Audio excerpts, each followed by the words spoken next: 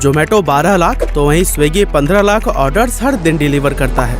लेकिन इसके बावजूद 2021 में जोमेटो को 812 करोड़ रुपए और स्विगी को जोमेटो से भी 2 गुना यानी 1616 करोड़ रुपए का लॉस हुआ। तो आखिर ऐसी क्या वजह है कि हर दिन लाखों ऑर्डर्स डिलीवर करने के बाद भी ये दोनों कंपनियां घाटे में ही जा रही हैं? क्या इससे निकलने का कोई रास्ता भी है या ये दोनों भी और यूनिकॉर्न स्टार्टअप्स की तरह बर्बाद होने के कगार पर हैं? चलिए सब कुछ जानते हैं आज के इस वीडियो में। तो दोस्तों, जोमेटो और स्विगी के लॉसेस और उनकी वजह को समझने के लिए सबसे पहले जानते हैं कि आखिर इन कंपनियों की शुरुआत कैसे हुई।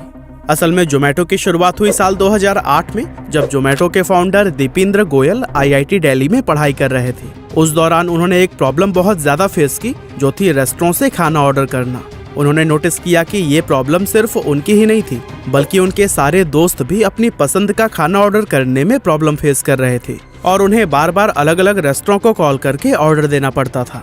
ये सब देखने के बाद उन्होंने सोचा कि क्यों ना कोई ऐसा प्लेटफॉर्म बनाया जाए जिसकी हेल्प से लोग आसानी से अपनी पसंद का खाना किसी भी रेस्टोरेंट से ऑर्डर कर सके, वो भी बिना किसी फोन कॉल के।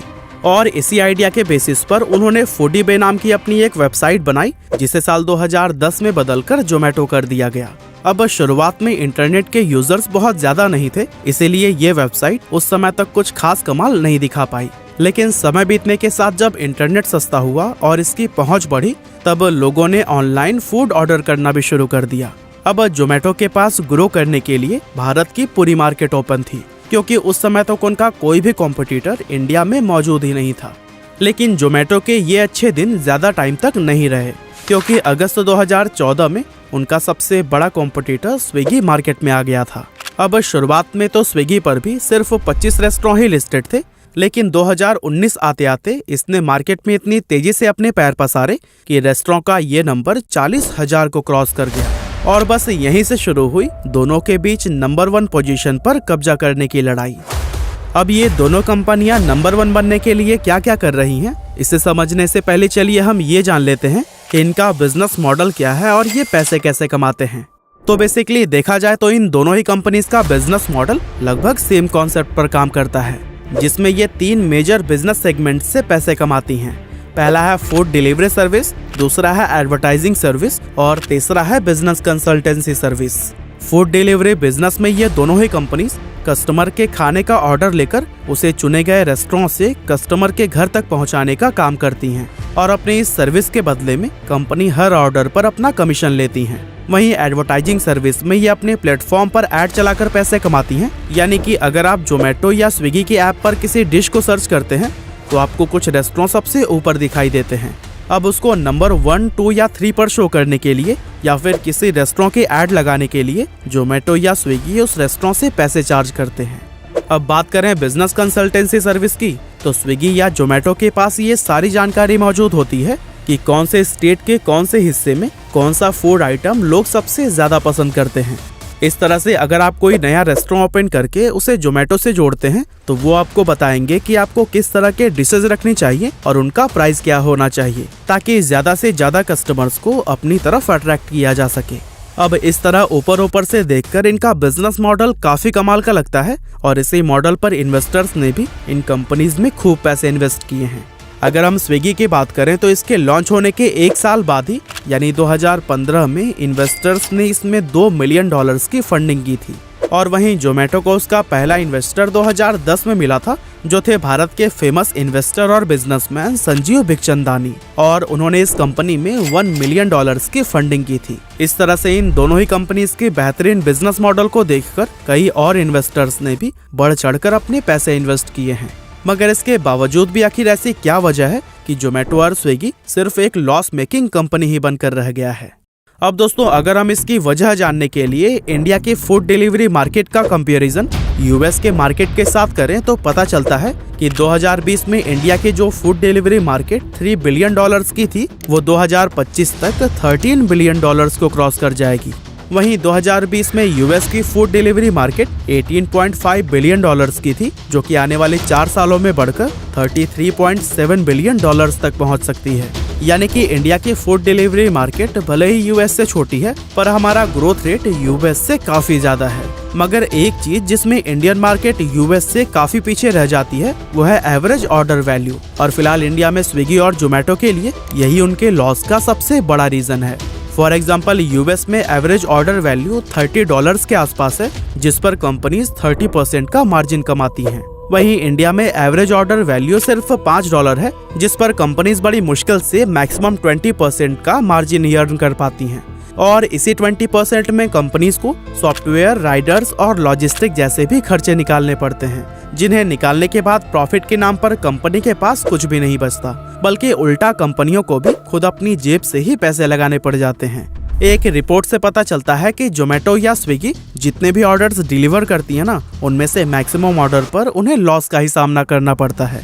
अगर हम इनके 2020 में हुए लॉसेस की बात करें तो जोमेटो को 2367 करोड़ और स्विगी को 3320 करोड़ रुपए का लॉस हुआ था। अब 2020 में हुए नुकसान के लिए हम ये एक्सक्यूज दे सकते हैं कि उस साल कोरोना तबाही मचाए हुए था और लोग बाहर का खाना कम्प्लीटली अवॉइड कर रहे थे, जिससे न सिर्फ रेस्टोरेंट को नुकसान हुआ बल्कि फूड डिलीवरी कंपनीज को भी बहुत बुरे दिन देखने पड़े। लेकिन 2021 में तो चीजें काफी बेहतर हो गई थी ना, फिर भी जोमेटो और स्विगी तो लॉस में ही रहे। यहाँ तक कि इस साल जोमेटो को 812 करोड़ रुपए और स्विगी को भी 1616 करोड़ रुपए का नुकसान हो चुका है। लेकिन इतने सारे लॉसेस के बावजूद भी दोनों ही कंपनीज में नंबर 1 बनने की लड़ाई अभी भी जारी है, जिसकी वजह से ना ही ये फूड आइटम्स पर दिए जाने वाले ऑफर्स को बंद कर रहे हैं और ना ही इनके एडवर्टाइजमेंट में कोई कमी देखने को मिल रही है। अगर हम सिर्फ फूड आइटम्स पर दिए जाने वाले ऑफर्स की बात करें तो ये दोनों ही कंपनीज अक्सर लोगों को 30 से 40% का डिस्काउंट देते ही रहते हैं। हालांकि उन ऑफर्स में से काफी हद तक वो कवर भी कर लेते हैं, क्योंकि अगर कोई डिश रेस्टोरेंट में 100 रुपए की मिलती है तो जोमेटो या स्विगी पर उसका प्राइस 115 या 120 रुपए होता है। तो फिर यहाँ पर दिए जाने वाले आधे डिस्काउंट तो यही से वो कवर कर लेते हैं। इसके अलावा रेस्टोरेंट के मालिक को भी कस्टमर को रेस्टोरेंट में बिठाकर खाना खिलाने से ज्यादा प्रॉफिट उनके घर पर फूड डिलीवर करने में होता है। इसीलिए वो जोमेटो या स्विगी को 15 से 20% का स्पेशल डिस्काउंट भी देते हैं। यानी कि मान लीजिए किसी डिश का रेगुलर प्राइस 100 रुपए है तो फिर रेस्टोरेंट जोमेटो या स्विगी को वही सेम डिश 80 से 85 रुपए में देते हैं। इस तरह से ये कंपनीज अपना 30 से 40% तक का डिस्काउंट कुछ हद तक कवर करके नो लॉस नो प्रॉफिट के साथ फूड डिलीवर कर रही हैं। लेकिन लॉजिस्टिक, सॉफ्टवेयर और डिलीवरी पर्सन को दिए जाने वाले पैसे कंपनियों को अपनी जेब से ही देने पड़ते हैं, जिसकी वजह से ये दोनों ही कंपनियां कई सालों से घाटे का बिजनेस कर रही हैं। अब हर साल इन्वेस्टर्स तो यही उम्मीद लगाकर रखते हैं कि नेक्स्ट ईयर से स्विगी या जोमेटो प्रॉफिटेबल हो जाएंगे, लेकिन हर साल उन्हें निराशा ही हाथ लगती है। यहाँ तक कि अब तो खुद जोमेटो और स्विगी ने भी प्रॉफिट कमाने के लिए कोई दूसरा अल्टरनेटिव बिजनेस ढूंढना स्टार्ट कर दिया है और दोनों ही नए नए आइडियाज के साथ खुद को एक्सपेंड करने की कोशिश कर रहे हैं। फॉर एग्जाम्पल अभी हाल ही में स्विगी ने स्विगी जेनी नाम की एक नई सर्विस शुरू की है।